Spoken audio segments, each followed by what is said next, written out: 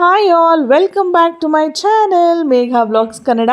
ಹೇಗಿದ್ದೀರಾ ಎಲ್ಲರೂ ತುಂಬಾ ಚೆನ್ನಾಗಿದ್ದೀರಾ ಅಂತ ನಾನು ಭಾವಿಸ್ತಾ ಇದ್ದೀನಿ. ಇವತ್ತು ತುಂಬ ದಿನ ಆದಮೇಲೆ ವ್ಲಾಗ್ ಮತ್ತೆ ಸ್ಟಾರ್ಟ್ ಮಾಡಿದ್ದೀನಿ. ಸ್ವಲ್ಪ ಬ್ಯುಸಿ ಇದ್ದಿದ್ರ ಕಾರಣ ನನಗೆ ಯಾವುದು ವ್ಲಾಗ್ಸ್ ಮಾಡೋಕ್ಕೆ ಆಗಿರಲಿಲ್ಲ. ಬಟ್ ತುಂಬ ದಿನ ಆದಮೇಲೆ ಇವತ್ತು ಹೊರಗೆ ಹೋಗ್ತಾ ಇದ್ದೀವಿ after a very long time ಅಂತ ಹೇಳಿ ಸರಿ ಯಾಕೆ ವ್ಲಾಗ್ ಮಾಡಬಾರ್ದು ಅಂತ ಹೇಳಿ ಒಂದು ವ್ಲಾಗ್ ಮಾಡ್ತಾಯಿದ್ದೀನಿ. ಇದನ್ನು ಎಡಿಟ್ ಮಾಡಿ ಮತ್ತೆ ನಮಗೆ ಹಾಕೋದು ಎಷ್ಟು ದಿನ ಆಗುತ್ತೋ ಅದು ಕೂಡ ನನಗೆ ಗೊತ್ತಿಲ್ಲ. ಬಟ್ ರೆಕಾರ್ಡ್ ಮಾಡೋದಂತೂ ಮಾಡಿದ್ದೀನಿ. ಇವತ್ತು ನಾವು ದಸರಾ ನೋಡಲಿಕ್ಕೆ ಅಂತ ಹೇಳಿ ಮೈಸೂರಿಗೆ ಹೊರಟಿದ್ದೀವಿ. ಪಾರಂಪರಿಕ ದಸರಾ, ಮೈಸೂರಿನ ದಸರಾ ಒಂದು ಸತಿ ನೋಡ್ಕೊಂಡು ಬರೋಣ, ಅಲ್ಲಿನ ಲೈಟಿಂಗ್ಸ್ ಎಲ್ಲ ನೋಡ್ಕೊಂಡು ಬರೋಣ ಅಂತ ನಾವು ಹೊರಟಿದ್ದೀವಿ. ಹೊರಡುವಾಗಲೇ 8 o'clock ಆಗಿತ್ತು. ಆ್ಯಕ್ಚುಲಿ ಇದು ಸಡನ್ ಪ್ಲ್ಯಾನ್ ಅಂತಲೇ ಹೇಳ್ಬೋದು. ಮುಂಚೆನೇ ಏನೂ ಪ್ಲ್ಯಾನ್ಸ್ ಇರಲಿಲ್ಲ ಹೋಗೋದು. ಸಡನ್ನಾಗಿ ಅಂದ್ಕೊಂಡ್ವಿ ಸರಿ ಹೋಗಿ ಬರೋಣ ಅಂತ ಹೇಳಿ ಹಾಗೆ ಹೊರಟಿದ್ದು. ಬೆಳಗ್ಗೆ 8 ಗಂಟೆಗೆ ಹೊರಟಿದ್ರಿಂದ ಮನೇಲೇನೂ ಬ್ರೇಕ್ಫಾಸ್ಟ್ ಮಾಡಿರಲಿಲ್ಲ. ಸೊ ಹಾಗಾಗಿ ಬ್ರೇಕ್ಫಾಸ್ಟ್ಗೆ ಅಂತ ಹೇಳಿ ಇಲ್ಲೇ ಕದಂಬ ಹೋಟೆಲಿಗೆ ಬಂದಿದ್ವಿ ಮೈಸೂರು ರೋಡಲ್ಲಿ. ಬ್ರೇಕ್ಫಾಸ್ಟ್ ಅಂತೂ ತುಂಬಾ ಚೆನ್ನಾಗಿತ್ತು. ಎಲ್ಲ ಆಲ್ಮೋಸ್ಟ್ ಮಸಾಲ ದೋಸೆ, ಇಡ್ಲಿ ತೊಗೊಂಡಿದ್ರು. ನಾನು ಇಶಾ ಇಬ್ಬರು ಸೇರಿ ಕಾಂಬೋನ ಆರ್ಡರ್ ಮಾಡಿದ್ವಿ. ಸೊ ದಟ್ ಎಲ್ಲ ವೆರೈಟೀಸು ಬರುತ್ತೆ. ನಮ್ಮ ಇಶಾ ಸಖತ್ ಚೂಸಿ, ಲೈಕ್ ಒಂದೊಂದು ಸತಿ ಒಂದೊಂದು ಬೇಕು ಅಂತ ಹೇಳ್ತಾಳೆ. ಸೊ ಈ ಕಾಂಬೋ ತೊಗೊಂಡ್ಬಿಟ್ರೆ ಎಲ್ಲ ಇರುತ್ತೆ, ಅವಳಿಗೆ ಏನು ಬೇಕೋ ತಿನ್ನಲಿ ಅಂತ ಹೇಳಿ ನಾನು ಕಾಂಬೋನ ಆರ್ಡರ್ ಮಾಡಿದ್ದೆ.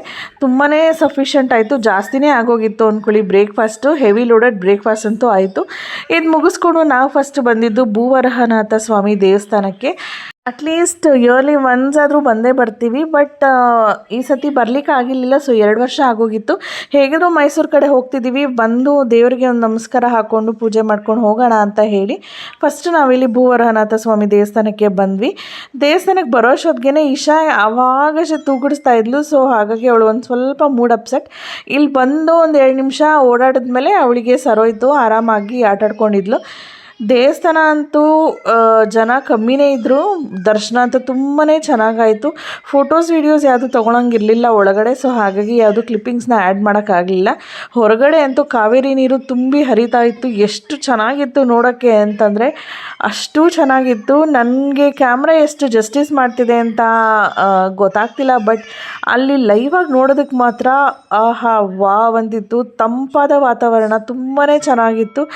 ಸರಿ ಅಂತ ಹೇಳಿ ಇನ್ನೊಂದು ಸ್ವಲ್ಪ ಹೊತ್ತು ಇಲ್ಲೇ ಟೈಮ್ ಪಾಸ್ ಮಾಡೋಣ, ಆಮೇಲೆ ಮೈಸೂರಿಗೆ ಹೋಗೋಣ ಅಂತ ಹೇಳಿ ಇಲ್ಲಿ ವೇಣುಗೋಪಾಲ ಸ್ವಾಮಿ ಟೆಂಪಲ್ ಬರುತ್ತೆ ಕಾವೇರಿ ಬ್ಯಾಕ್ ವಾಟರ್ಸಲ್ಲಿ, ಅಲ್ಲಿಗೆ ಬಂದ್ವಿ. ಬಂದು ಇಲ್ಲಿ ಕೂಡ ದರ್ಶನ ತುಂಬಾ ಚೆನ್ನಾಗಾಯಿತು. ಒಂಥರ ಗಾಳಿ ವಾತಾವರಣ, ಎಷ್ಟು ಫ್ರೆಶ್ ಏರ್ ಅಲ್ವಾ. ನಮ್ಮ ಬೆಂಗಳೂರಲ್ಲಿ ಇದ್ದು ನಮಗೆ ಈ ಫ್ರೆಶ್ ಆಗಿರೋ ಗಾಳಿ ವಾತಾವರಣ, ನೀರು, ನದಿ, ನೇಚರ್ ಮಧ್ಯ ಹೋಗಬೇಕು ಅಂದರೆ ಎಷ್ಟು ಖುಷಿ ಆಗುತ್ತೆ. ಅಲ್ಲೇ ದೇವಸ್ಥಾನದಲ್ಲಿ ಒಂದು ಸ್ವಲ್ಪ ಪ್ರಸಾದ ಕೂಡ ಊಟ ಮಾಡಿಕೊಂಡು ನಾವು ಬಂದಿದ್ದು ಡೈರೆಕ್ಟ್ ಮೈಸೂರಿಗೆ. ಪ್ಯಾಲೇಸ್ಗೆ ಹೋಗೋಣ ಅಂತ ಅಂದ್ಕೊಂಡ್ವಿ. ಬಟ್ ಪ್ಯಾಲೇಸ್ಗೆ ಹೋಗೋದಕ್ಕೆ ಅಷ್ಟು ಟೈಮ್ ಆಗಲಿಲ್ಲ. ಆ್ಯಂಡ್ ಮೋರೋವರ್ ಇಲ್ಲಿ ಎಕ್ಸಿಬಿಷನ್ಗೆ ಹೋದರೆ ಆಮೇಲೆ ಲೈಟ್ ಶೋಗೆ ಪ್ಯಾಲೇಸ್ಗೆ ಬರೋಣ ಅಂತ ಹೇಳಿ ಫಸ್ಟ್ ನಾವು ಎಕ್ಸಿಬಿಷನ್ಗೆ ಹೋದ್ವಿ. ಎಕ್ಸಿಬಿಷನ್ ಮುಗಿಸ್ಕೊಂಡು ನೆಕ್ಸ್ಟ್ ಬೇರೆ ಪ್ಲ್ಯಾನ್ಸ್ ನೋಡೋಣ ಅಂತ ಹೇಳಿ, ಯಾಕಂದರೆ ನಾವು ಯಾವುದೂ ಪ್ರೀ ಪ್ಲ್ಯಾನ್ ಮಾಡ್ಕೊಂಡು ಬಂದಿರಲಿಲ್ಲ. ಗೋ ವಿತ್ ದ ಫ್ಲೋ ಅಂತ ಹೇಳಿ ಎಲ್ಲೆಲ್ಲಿ ಹೋಗ್ತಿದ್ದೀವಿ ಹಾಗೆ ಕಂಟಿನ್ಯೂ ಮಾಡ್ಕೊಂಡು ಹೋಗೋಣ ಅಂತ ಫಸ್ಟು ಇಲ್ಲಿ ವಸ್ತು ಪ್ರದರ್ಶನಕ್ಕೆ ಬಂದಿದ್ದೀವಿ, ಅಂದರೆ ಎಕ್ಸಿಬಿಷನ್ಗೆ. ಎಕ್ಸಿಬಿಷನ್ ಹತ್ರ ಸರ್ಕಸ್ ಕೂಡ ಇತ್ತು. ಸರ್ಕಸ್ಗೇನು ನಾವು ಹೋಗಲಿಲ್ಲ. ಜಸ್ಟ್ ಎಕ್ಸಿಬಿಷನ್ ನೋಡಿಕೊಂಡು ಅಲ್ಲಿ ಒಳಗಡೆ ಗೇಮ್ಸ್ ಆಡಿಕೊಂಡು ಬರೋಣ ಅಂತ ಹೇಳಿ ಇಲ್ಲೇ ಬಂದ್ವಿ. ನಾವಿಲ್ಲಿ ಬರೋಷ್ಟೊತ್ತಿಗೆ ಏರ್ ಶೋ ಕೂಡ ಸ್ಟಾರ್ಟ್ ಆಗಿತ್ತು. ಇದು ಕ್ಯಾಮ್ರಾದಲ್ಲಿ ಅಷ್ಟು ಕ್ಲಾರಿಟಿ ಗೊತ್ತಾಗ್ತಾ ಇರಲಿಲ್ಲ. ಸೊ ಹಾಗಾಗಿ ನಾನು ಅದ್ರದ್ದು ಕ್ಲಿಪ್ಪಿಂಗ್ಸ್ ಏನು ಅಷ್ಟೊಂದು ತೊಗೊಂಡಿಲ್ಲ. ಸೊ ಇಲ್ಲಿ ಎಕ್ಸಿಬಿಷನ್ಗೆ ಬಂದ್ವಿ. ತುಂಬಾ ಸ್ಟಾಲ್ಸ್ ಹಾಕಿದ್ದಾರೆ, ತುಂಬಾ ಚೆನ್ನಾಗಿದೆ. ನಮಗೆ ಅಫೋರ್ಡಬಲ್ ರೇಟ್ಸಲ್ಲಿ ಕೂಡ ಸಿಗ್ತಾ ಇದೆ. ಎಲ್ಲ ಆಲ್ಮೋಸ್ಟ್ 100, 150, 200 ಇದೇ ರೇಂಜಲ್ಲೇ ಇದೆ. ಈ ಸಣ್ಣ ಪುಟ್ಟ accessories like clips, hair bands, ಮಕ್ಕಳಿಗೆ ಆಟಿಕೆಗಳು, ಅದು ಅಷ್ಟೇ ತುಂಬಾ ಕಡಿಮೆ ರೇಟಲ್ಲೇ ಸಿಗ್ತಾ ಇದೆ. ಪಿಕ್ಕಲ್ಸ್ ಅಂತೂ ವೆರೈಟಿ ಆಫ್ ಪಿಕ್ಕಲ್ಸ್ ಇತ್ತು. ರಾಜಸ್ಥಾನಿ ಪಿಕ್ಕಲ್ಸ್ ತುಂಬಾ ಚೆನ್ನಾಗಿತ್ತು. ನಾವು ಕೂಡ ಒಂದಷ್ಟು ಪಿಕ್ಕಲ್ಸ್ ತೊಗೊಂಡ್ವಿ. ಎಲ್ಲ ರೀತಿ ಪಿಕ್ಕಲ್ಸು ಸಿಗುತ್ತೆ. ಮ್ಯಾಂಗೋ, ಹೇಳಿಕಾಯಿ, ನಿಂಬೆಹಣ್ಣು, ಗೋಂಗೂರ, ಹಾಗೆ ಮೆಣಸಿನ್ಕಾಯಿ, ಅದರಲ್ಲಿ ವೆರೈಟೀಸು, ಅದರಲ್ಲಿ ಗೊಜ್ಜು ಥರ ಬರೋ ಪಿಕ್ಕಲ್ಸು ಅಥವಾ ಗಟ್ಟಿಯಾಗಿರೋ ಥರ ಪಿಕ್ಕಲ್ಸ್ ತುಂಬಾ ಇತ್ತು.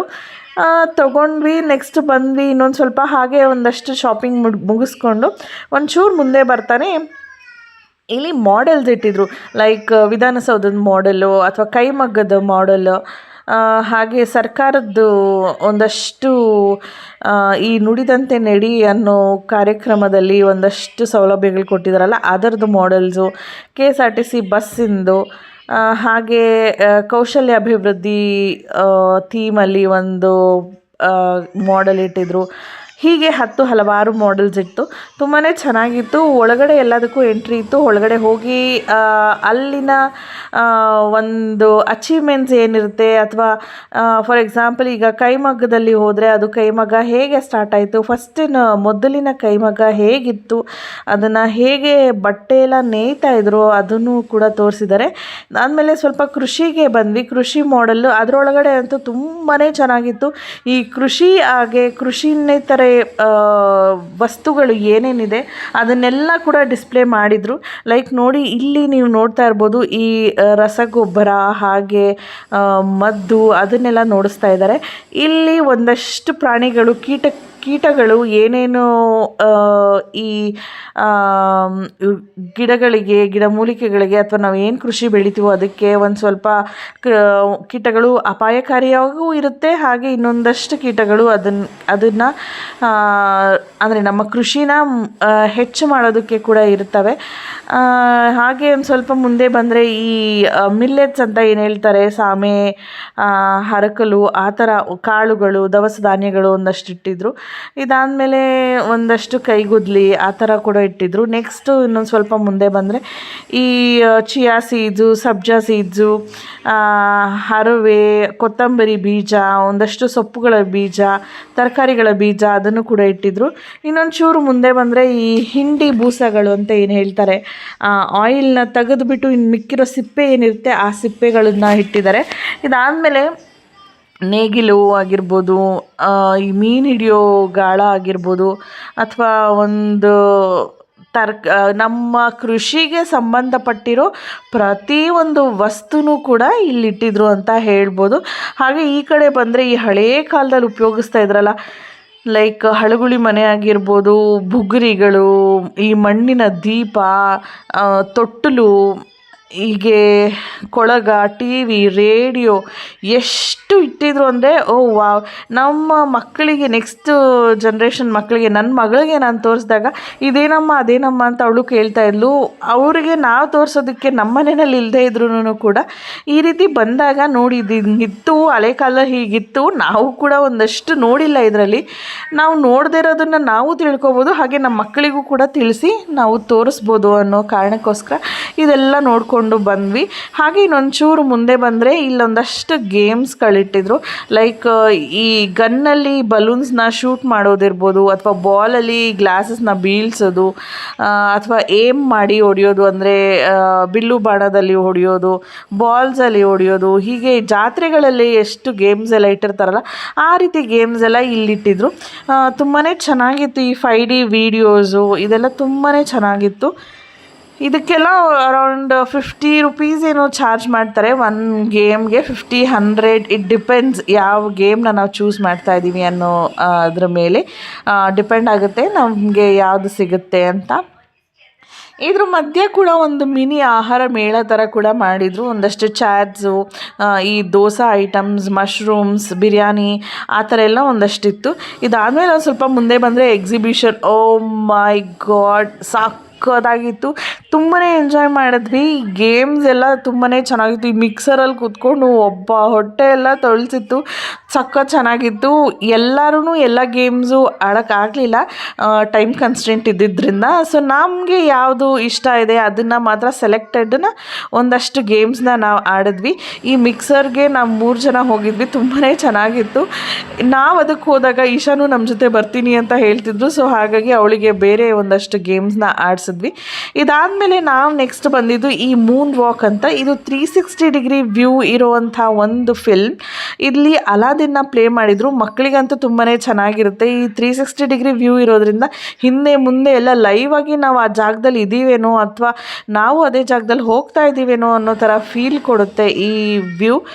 ನೀವು ಕೂಡ ಇದನ್ನು ಟ್ರೈ ಮಾಡಿ. ಎಕ್ಸಿಬಿಷನಲ್ಲಿ ಮೆರಿಗೋ ರೌಂಡ್ ಇದೆಯಲ್ಲ, ಜೈಂಟ್ ವೀಲ್ ಅಂತ ಏನು ಹೇಳ್ತಾರೆ, ಅದರ ಮುಂದೆನೇ ಇದೆ. ಇದು ತುಂಬಾ ಚೆನ್ನಾಗಿದೆ. ನೀವು ಕೂಡ ಹೋದರೆ ಒಂದ್ಸತಿ ಟ್ರೈ ಮಾಡಿ. ಇದ್ರದ್ದು ಟಿಕೆಟು ಜಸ್ಟ್ 100 ರೂಪೀಸ್. ನೀವು ಇಲ್ಲಿ ಯಾವ ಗೇಮ್ಸ್ ಆದ್ರೂ 100, 150, 50ಇಂದ ಸ್ಟಾರ್ಟ್ ಆಗುತ್ತೆ. 50, 150, 100. ಚಿಕ್ಕ ಮಕ್ಕಳಿಗೆ ಸ್ಟಾರ್ಟಿಂಗ್ 80 ರೂಪೀಸಿಂದ ಸ್ಟಾರ್ಟ್ ಆಗುತ್ತೆ. ಇದಾದಮೇಲೆ ನಾವು ಇನ್ನೇನು ನೆಕ್ಸ್ಟು ಆಹಾರ ಮೇಳಕ್ಕೆ ಹೋಗೋಣ, ಹಾಗೆ ಇನ್ನೊಂದಷ್ಟು ಲೈಟಿಂಗ್ಸ್ ನೋಡೋಣ ಅಂತ ಹೊರಗಡೆ ಬರ್ತಿದ್ವಿ. ಅಷ್ಟೊತ್ತಿಗೆ ಇಲ್ಲಿ ಫೌಂಟೈನ್ ಶೋ ಶುರುವಾಯಿತು. ನಾವು ಅರಮನೆಯದು ಲೇಸರ್ ಶೋನ ಒಂದು ಸ್ವಲ್ಪ ಮಿಸ್ ಮಾಡ್ಕೊಂಡ್ವಿ. ಅಲ್ಲಿಂದ ಬರೋ ಅಷ್ಟೊತ್ತಿಗೆ ಲೇಸರ್ ಶೋ ಮುಗ್ದೋಗಿತ್ತು. ಲೇಸರ್ ಶೋ ಮುಗಿದು ಆಮೇಲೆ ನೆಕ್ಸ್ಟು ಈ ಫೌಂಟೈನ್ ಶೋ ಸ್ಟಾರ್ಟ್ ಆಗಿದ್ದು. ಫೌಂಟೈನ್ ಶೋ ಅಂತೂ ತುಂಬಾ ಚೆನ್ನಾಗಿತ್ತು. ಅದರದ್ದು ಕಂಪ್ಲೀಟ್ ವಿಡಿಯೋ ನಾನು ಹಾಕ್ಲಿಕ್ಕೆ ಆಗಲಿಲ್ಲ, ಯಾಕಂದರೆ ಅಲ್ಲಿ ಪ್ಲೇ ಮಾಡ್ತಿದ್ದೀನಿ ಮ್ಯೂಸಿಕ್ಗೆ ಕಾಪಿರೈಟ್ಸ್ ಬರುತ್ತೆ ಅಂತ ಹೇಳಿ. ಅದಾದಮೇಲೆ ನೆಕ್ಸ್ಟ್ ನಾವು ಆಹಾರ ಮೇಳಕ್ಕೆ ಹೋಗೋಣ, ಹಾಗೆ ಆನ್ ದ ವೇ ರೋಡಲ್ಲಿ ಲೈಟಿಂಗ್ಸ್ ಏನಿರುತ್ತೆ ಅದನ್ನು ನೋಡ್ಕೊಂಡು ಹೋಗೋಣ ಅಂತ ಹೇಳಿ ಕಾರ್ನ ನಾವು ತೆಗಿಯೋಕೆ ಹೋಗಿಲ್ಲ, ಯಾಕಂದರೆ ಅಲ್ಲಿ ಪಾರ್ಕಿಂಗ್ ಸಿಗುತ್ತೋ ಇಲ್ವೋ ಅನ್ನೋ ಕಾರಣಕ್ಕೆ ಕಾರ್ನ ಅಲ್ಲೇ ಪಾರ್ಕಿಂಗ್ ಸ್ಲಾಟಲ್ಲೇ ಬಿಟ್ಟು ನಾವು ಆಟೋ ಮಾಡಿಕೊಂಡು ಆಹಾರ ಮೇಳಕ್ಕೆ ಹೋದ್ವಿ. ಆಹಾರ ಮೇಳದಲ್ಲಂತೂ ತುಂಬಾ ಚೆನ್ನಾಗಿತ್ತು. ಅಕ್ಟೋಬರ್ 2ವರೆಗೂ ಈ ಆಹಾರ ಮೇಳ ಅನ್ನೋದಿರುತ್ತೆ.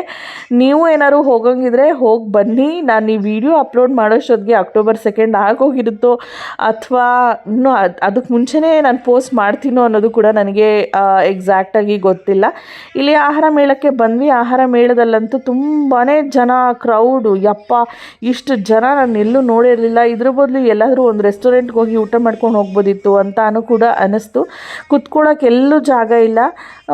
ಬಟ್ ಸ್ಟಿಲ್ ಇದೊಂದು ಎಕ್ಸ್ಪೀರಿಯನ್ಸ್ ಮಾಡಲೇಬೇಕಲ್ಲ ಅಂತ ಹೇಳಿ ನಾವು ಬಂದ್ವಿ. ತುಂಬಾ ಚೆನ್ನಾಗಿತ್ತು. ಆಹಾರ ಮೇಳದಲ್ಲಿ ತುಂಬಾ ಡಿಫ್ರೆಂಟ್ ವೆರೈಟೀಸ್ ಆಫ್ ಫುಡ್ ಇತ್ತು. ನೆಕ್ಸ್ಟ್ ನಾವು ಇಲ್ಲಿ ಏನೇನು ಫುಡ್ ಟ್ರೈ ಮಾಡಿದ್ವಪ್ಪ ಅಂತ ಹೇಳಿದ್ರೆ ವೆಜ್ ಆ್ಯಂಡ್ ನಾನ್ ವೆಜ್ ಎರಡೂ ಟ್ರೈ ಮಾಡಿದ್ವಿ. ಇಶಾಗೆ ಅಂತೂ ಶವರ್ಮ ರೋಲ್ ತುಂಬಾ ಇಷ್ಟ ಆಗಿತ್ತು. 2 ಸತಿ ನಂಗೆ ಶವರ್ಮನೇ ಬೇಕು ಅಂತ ಹೇಳಿ ಶವರ್ಮ ತೊಗೊಂಡ್ಲು. ನೆಕ್ಸ್ಟ್ ನಾವು ಇಲ್ಲಿ ಕೀಮಾ ದೋಸೆನ ತೊಗೊಳ್ತಾ ಇದ್ದೀನಿ. ಕೀಮಾ ದೋಸೆ ಕೂಡ ತುಂಬಾ ಚೆನ್ನಾಗಿತ್ತು. ಚೆನ್ನಾಗಿ ಕೊಡ್ತಾರೆ, ಕ್ವಾಂಟಿಟಿನೂ ಕೂಡ ಕೊಡ್ತಾರೆ ಚೆನ್ನಾಗಿ. ಟೇಸ್ಟ್ ಕೂಡ ತುಂಬಾ ಚೆನ್ನಾಗಿತ್ತು. ಎಲ್ಲ ರೀತಿ ಫುಡ್, ಎಲ್ಲ ವೆರೈಟೀಸು ಕೂಡ ನಾವು ಒಂದೇ ಹತ್ರ ತಿನ್ನಬೇಕು ಅಂತ ಅಂದರೆ ನೆಕ್ಸ್ಟ್ ನಾವು ಆಹಾರ ಮೇಳಕ್ಕೆ ಹೋಗಲೇಬೇಕು. ತುಂಬಾ ಚೆನ್ನಾಗಿರುತ್ತೆ. ಇಲ್ಲಿನ ಸ್ಟಾಫ್ ಕೂಡ ತುಂಬಾ ಫ್ರೆಂಡ್ಲಿ ಆಗಿರ್ತಾರೆ. ನಮಗೆ ಏನು ಬೇಕು ಏನು ಬೇಡ ತುಂಬಾ ನೀಟಾಗಿ ಕೇಳಿ ತಿಳ್ಕೊಂಡು ನಮಗೆ ಅಸಿಸ್ಟ್ ಮಾಡ್ತಾರೆ. ಸಪೋಸ್ ನಿಮಗೆ ಏನಾದರೂ ಡೌಟ್ಸ್ ಇತ್ತು ಅಥವಾ ಬೇರೆ ಏನಾದರೂ ಕೇಳೋದಿತ್ತು ಅಂತಲೂ ಕೂಡ ಅವ್ರನ್ನ ಆರಾಮಾಗಿ ಕೇಳ್ಬೋದು. ತುಂಬಾ ಫ್ರೆಂಡ್ಲಿಯಾಗಿ ಮಾತಾಡ್ತಾರೆ. ನಮಗೆ ಇಲ್ಲಿ ನೆಕ್ಸ್ಟು ಕೀಮಾ ದೋಸೆ ತಿಂದಮೇಲೆ ಇಲ್ಲೇ ನಮ್ಮದು ಹೊಸಕೋಟೆ ಬಿರಿಯಾನಿ ಅನ್ನೋದು ಒಂದು ಸ್ಟಾಲ್ ಇತ್ತು. ಅಲ್ಲಿ ನಾವು ಬಿರಿಯಾನಿ ತೊಗೊಂಡ್ವಿ. ಅದ್ರ ಮುಂದೆನೇ ಶವರ್ಮ ಮಾಡ್ತಿದ್ರು. ತುಂಬಾ ಟೇಸ್ಟಿಯಾಗಿತ್ತು. ನಮ್ಮ ಈಶಾ 2 ರೌಂಡ್ ಶವರ್ಮ ತೊಗೊಂಡ್ಲು. ಪಾಪ ಅವಳೊಂದು 2 ಬೈಟ್ ತಿನ್ನೋಷ್ಟೊತ್ತಿಗೆ ಇನ್ನು ಮಿಕ್ದವರೆಲ್ಲ ಒಂದೊಂದು ಸ್ವಲ್ಪ ತಿನ್ನೋಷ್ಟೊತ್ತಿಗೆ ಅದು ಖಾಲಿನೇ ಆಗೋಗಿರೋದು. ಹಾಗೆ ಇಲ್ಲಿ ಬಂಬು ಬಿರಿಯಾನಿ ಇತ್ತು. ಬಂಬು ಬಿರಿಯಾನಿ ಕೂಡ ಟ್ರೈ ಮಾಡಿದ್ವಿ. ಅದು ಬಿಸಿ ಏನೂ ಇರಲಿಲ್ಲ, ಆರೋಗಿತ್ತು. ಸೊ ಹಾಗಾಗಿ ಅದರದ್ದು ಟೇಸ್ಟ್ ಅಷ್ಟೊಂದೇನು ಇಷ್ಟ ಆಗಲಿಲ್ಲ. ನೆಕ್ಸ್ಟ್ ಇಲ್ಲಿ ಜಿಗರ್ ತಂಡ ಅನ್ನೋದು ತುಂಬಾ ಚೆನ್ನಾಗಿತ್ತು. ಸ್ಪೆಷಲ್ ಜಿಗರ್ ತಂಡ ತೊಗೊಂಡಿದ್ದೆ. ಬಾಸುಂದಿ ಹಾಕಿ ಕೊಟ್ಟಿದ್ರು ಎಕ್ಸ್ಟ್ರಾ. ತುಂಬಾ ಚೆನ್ನಾಗಿತ್ತು ಟೇಸ್ಟು. ನೀವು ಕೂಡ ಇದನ್ನೆಲ್ಲ ಟ್ರೈ ಮಾಡಿದರೆ ನನಗೆ ಕಮೆಂಟ್ ಸೆಕ್ಷನಲ್ಲಿ ತಿಳಿಸೋದನ್ನು ಮರಿಬೇಡಿ. ಇದಾದಮೇಲೆ ಈಶಾನ್ ನನಗೆ ಮೋಮೋಸ್ ಬೇಕು ಅಂದ್ಲು. ಮೋಮೋಸ್ ಕೊಡಿಸಿ ಇದಾದಮೇಲೆ ನೆಕ್ಸ್ಟ್ ನಾವು ಬಂದಿದ್ದು ಡೆಸರ್ಟ್ ಏನಾದ್ರು ಟ್ರೈ ಮಾಡೋಣ ಅಂತ. ಡೆಸರ್ಟ್ಗೆ ನಾವು ಬಂದಿದ್ದು ಈ ಚಾಕೋಬೆರಿ ಅನ್ನೋ ಸ್ಟಾಲ್ಗೆ. ಚಾಕೋಬೆರಿನ ಸ್ಟಾಲಲ್ಲಿ ತುಂಬಾ ಚೆನ್ನಾಗಿದೆ. ಆರ್ ಆರ್ ನಗರಲ್ಲಿ ನೀವು ಸ್ಟ್ರಾಬೆರಿ ಬೆರಿ ಸ್ಟ್ರಾಬೆರಿ ಹಾಗೆ ಮ್ಯಾಶ್ಮೆಲೋ ಚಾಕ್ಲೇಟ್ ಅವೆಲ್ಲ ತಿಂದಿದ್ರೆ ನಿಮಗೆ ಗೊತ್ತಿರುತ್ತೆ ಅದರ ಟೇಸ್ಟ್ ಹೇಗಿರುತ್ತೆ ಅಂತ. ಸೇಮ್ ಅದೇ ಟೇಸ್ಟೇ ಇಲ್ಲಿ ಕೂಡ. ಅವ್ರದ್ದು ಇದು ಒಂದು ಹೊಸ ಸ್ಟಾಲ್ ಹಾಕ್ಕೊಂಡಿದ್ದಾರೆ. ತುಂಬಾ ಚೆನ್ನಾಗಿತ್ತು ಇದು ಕೂಡ. ನಾವು ಕೂಡ ಇದೆಲ್ಲ ಟ್ರೈ ಮಾಡಿ ಒಂದು ಬ್ರೌನಿ ಪಾರ್ಸೆಲ್ ಕೂಡ ತೊಗೊಂಡು ಹೋದೆ. ಅವಳು ನನಗೆ ಇಶಾಗೆ ಬೇಕು ಅಂತ ಹೇಳಿದ್ಲು.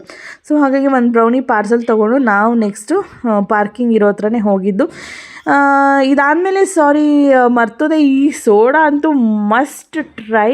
ತುಂಬಾ ಚೆನ್ನಾಗಿತ್ತು. ಕಾಲಕ್ಕಂತ ಖಾಲಿಯಾಗಿ ಹೋಗಿತ್ತು. ನಾನು ಅದನ್ನು ಟ್ರೈ ಮಾಡಬೇಕು ಅಂದ್ಕೊಂಡು ಹೋದೆ. ಬಟ್ ಅಲ್ಲಿದ್ದಿದ್ದು ನಮ್ಗೆ ಆಪ್ಷನ್ 2. ಇದು ಒಂದು ಮೊಜಿಟೋ, ಇನ್ನೊಂದು ಬ್ಲೂ ಕ್ಯಾನ್ಬೆರಿ ಆರ್ ಸಮಥಿಂಗ್ ಏನೋ ಇತ್ತು ಅದ್ರದ್ದು ನೇಮು. ಅದೆರಡೂ ಒಂದೊಂದು ತೊಗೊಂಡ್ವಿ. ನಾವು 3 ಜನ ಇದ್ದಿದ್ದರಿಂದ ಸೊ 2 ತೊಗೊಂಡು ಹಾಗೆ ಶೇರ್ ಮಾಡ್ಕೊಂಡ್ವಿ. ತುಂಬಾ ಚೆನ್ನಾಗಿತ್ತು ಟೇಸ್ಟ್ ವೈಸ್ ಅಂತೂ. ಇಲ್ಲಿ ಲೆಮನ್ನ ಅರ್ಧ ಕಟ್ ಮಾಡಿ ಫುಲ್ಲು ವಿತ್ ಲೆಮನ್ನು ಹಾಗೆ ಒಂದು ಹಸಿಮೆಣ್ಸಿನ್ಕಾಯಿ ಜಜ್ಜಿಬಿಟ್ಟು ಹಾಗೆ ಹಾಕಿದರು.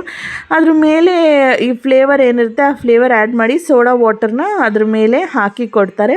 ತುಂಬಾ ಚೆನ್ನಾಗಿತ್ತು.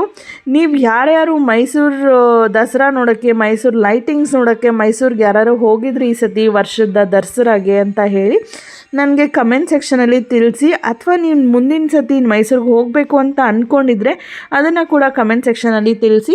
ಸೊ ನನಗೆ ಗೊತ್ತಾಗುತ್ತೆ ನಿಮಗೂ ಈ ದಸರಾ ಎಲ್ಲ ನೋಡೋಕ್ಕೆ ಹಾಗೆ ಲೈಟಿಂಗ್ಸ್ ಎಲ್ಲ ನೋಡೋಕ್ಕೆ ಇಂಟ್ರೆಸ್ಟ್ ಇದೆ ಅಂತ. ಮುಂದಿನ ವಿಡಿಯೋದಲ್ಲಿ ನಾನು ನೆಕ್ಸ್ಟ್ ಇನ್ನೊಂದು ಹೊಸ ಟಾಪಿಕ್ ಜೊತೆ ಅಥವಾ ಹೊಸ ಪ್ಲೇಸ್ ಜೊತೆ ನಾನು ಸಿಗ್ತೀನಿ. ಅಲ್ಲಿವರೆಗೂ ಎಲ್ಲರಿಗೂ ಹ್ಯಾಪಿ ದಸರಾ ಅಂತ ಹೇಳ್ತಾ ತಾಯಿ ಚಾಮುಂಡೇಶ್ವರಿ ನಿಮ್ಮನ್ನೆಲ್ಲರೂ ಕಾಪಾಡಲಿ, ಒಳ್ಳೇದು ಮಾಡಲಿ ಅಂತ ಕೇಳ್ಕೊಳ್ತೀನಿ. ಮುಂದಿನ ವಿಡಿಯೋದಲ್ಲಿ ಸಿಗ್ತೀನಿ. ಅಲ್ಲಿವರೆಗೂ thank you so much for watching. Keep supporting me. ನಿಮ್ಮ ಸಪೋರ್ಟ್ ನನಗೆ ತುಂಬಾ ಮುಖ್ಯ. ನಿಮ್ಮ ಸಪೋರ್ಟ್ ಇರೋದ್ರಿಂದನೇ ನಾನು ಇಷ್ಟು ಮಟ್ಟಿಗೆ ನನ್ನ ವೀಡಿಯೋಸ್ ಆಗಲಿ ನನ್ನ ಅಭಿಪ್ರಾಯಗಳಾಗಲಿ ನಿಮಗೆ ತಿಳಿಸೋಕೆ ಸಾಧ್ಯ ಆಗ್ತಿದೆ. ನೀವಿನ್ನೂ ನನ್ನ ಚಾನಲ್ಗೆ ಸಬ್ಸ್ಕ್ರೈಬ್ ಆಗಿಲ್ಲ ಅಂದರೆ ಈ ಕೂಡಲೇ ಸಬ್ಸ್ಕ್ರೈಬ್ ಆಗಿ ಪಕ್ಕದಲ್ಲಿರೋ ಬೆಲ್ ಐಕಾನ್ ಒತ್ತೋದ್ರಿಂದ ನನ್ನ ನೆಕ್ಸ್ಟ್ ವಿಡಿಯೋ ನೋಟಿಫಿಕೇಷನ್ ಕೂಡ ನಿಮಗೆ ಸಿಗುತ್ತೆ. ಮುಂದಿನ ವಿಡಿಯೋದಲ್ಲಿ ಸಿಗ್ತೀನಿ. ಅಲ್ಲಿವರೆಗೂ thank you so much for watching. Keep sharing my videos and keep supporting me ಅಂತ ಹೇಳ್ತಾ ಟೇಕ್ ಕೇರ್. ಬಾಯ್.